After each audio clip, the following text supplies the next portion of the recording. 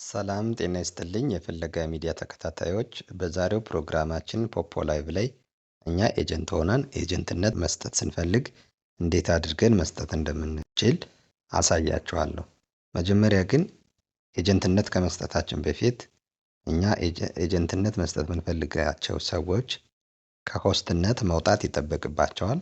ከሆስትነት ከወጡ በኋላ ምንድነው የምናደርገው? መጀመሪያ ፖፖ ላይቭ አፕሊኬሽኑን እንከፍታለን።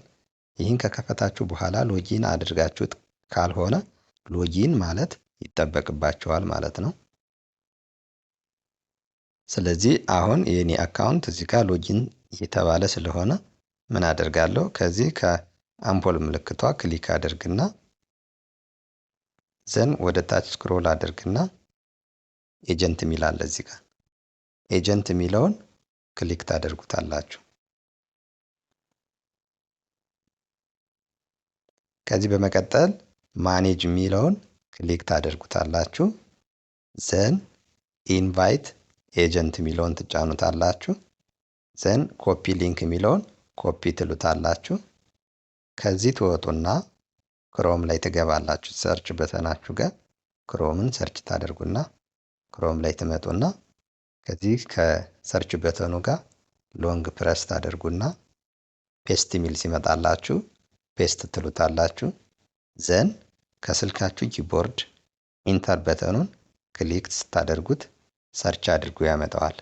ስለዚህ እዚህ ጋር ያመጣልኝ ፖፖ አይዲ፣ ፖፖ ቬሪፊኬሽን ኮድ ሁለት ነገሮችን ያመጣልኛል። ስለዚህ ፖፖ አይዲ ማለት እናንተ ኢንቫይት ልታደርጉት የፈለጋችሁትን ሰው የፖፖ ላይቭ አይዲውን ከላይ ትሞሉለታላችሁ።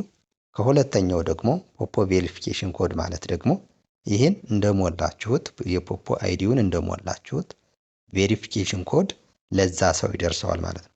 ስለዚህ ያነ የላካችሁለት ሰው ቬሪፊኬሽን ኮዱን ሲነግራችሁ እናንተ ተቀብላችሁ ፖፖ ላይቭ ቬሪፊኬሽን ኮዱን ከዚህ ትሞሉትና ሰብሚት ትሉታላችሁ ማለት ነው። ስለዚህ በሚገባ ኤጀንትነት ሰጣችሁ ማለት ነው። ስለዚህ በዚህ መንገድ ኤጀንትነት መስጠት ትችላላችሁ። ለቻናላችን አዲስ የሆናችሁ ቻናላችን ሰብስክራይብ፣ ቪዲዮአችን ላይክ፣ ሼር ማድረጋችሁን አትርሱ። በሌላ ቪዲዮ እስከምንገናኝ ሰላማችሁ ይብዛልኝ።